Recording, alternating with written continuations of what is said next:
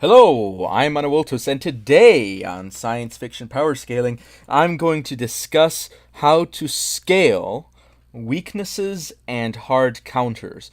Now, if you don't know what I'm talking about, a weakness or a special weakness is when a character or device or any object in a plot has a specific situation or a specific item or a specific other character that character or item in a plot is weak to. For example, in Star Trek, Data has an on-off switch.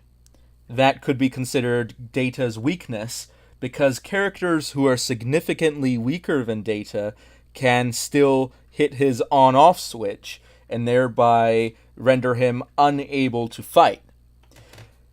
Now, hard counters are a bit different. They're a bit similar, but a bit different in the sense that a hard counter is when an object or a character has an ability that is specifically strong in a sense that it either bypasses or negates another character's ability to fight back or to defend, as opposed to against most other characters. In other words, there is maybe a specific character that has an ability that is specifically efficient at attacking you, while you would be maybe mostly stronger than most other characters, and that other character that has the hard counter against you might, generally speaking, not be able to fight against most other characters. So that's a hard counter. And there's plenty of examples. Just look at JoJo's Bizarre Adventure, for example. There's a lot of those in there. And also in video games, there's a sense of hard counters as well. Now, how do you scale weaknesses and hard counters? Now, with a weakness, I think it is important to recognize that just because a character is unable to defend in a certain manner, or that a character is unable to defend against a certain type of attack, like maybe Superman and the green kryptonite, that this doesn't mean that the character isn't strong overall. And what do I mean by that? Well, of course, Superman could get defeated by an ordinary person holding the green kryptonite up to him.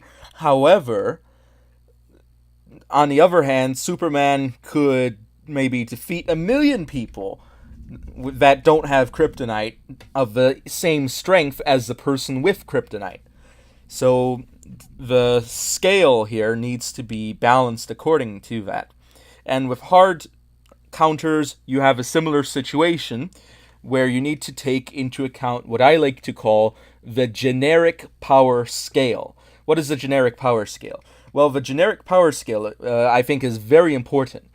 And how someone rates on the generic power scale really depends on how strong an opponent that person can defeat. Now, what is an opponent on the generic power scale? Well, an opponent on a generic power scale is someone who has abilities that generally proportion up or down along the power scale.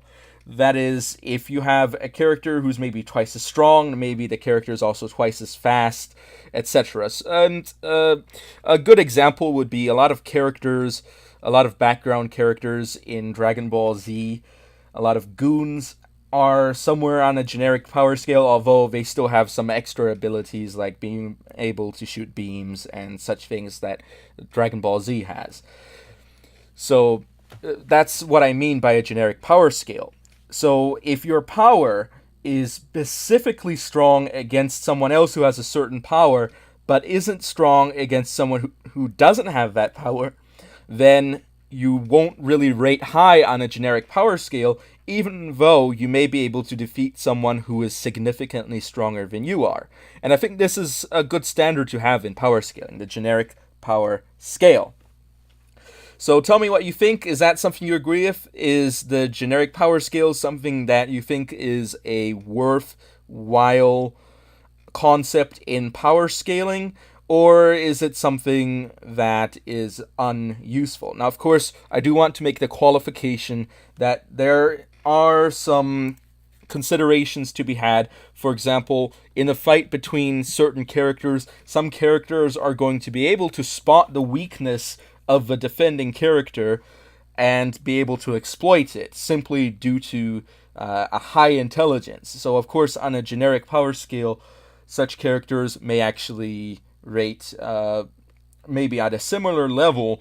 However, such characters would always be above characters that have an extremely obvious weakness. So I don't want to say that those things shouldn't factor into power scaling, because weaknesses and hard counters do factor into overall power scaling. However, they should not be weighted strongly on a general power scale, because we need to compare things on an even standard, even scales, and that's why I choose to use a generic power scale. So tell me what you thought. Do you have any objections to what I said? Is there anything you can add to the conversation? Or perhaps you would like to discuss something with me, or perhaps even co-host an episode?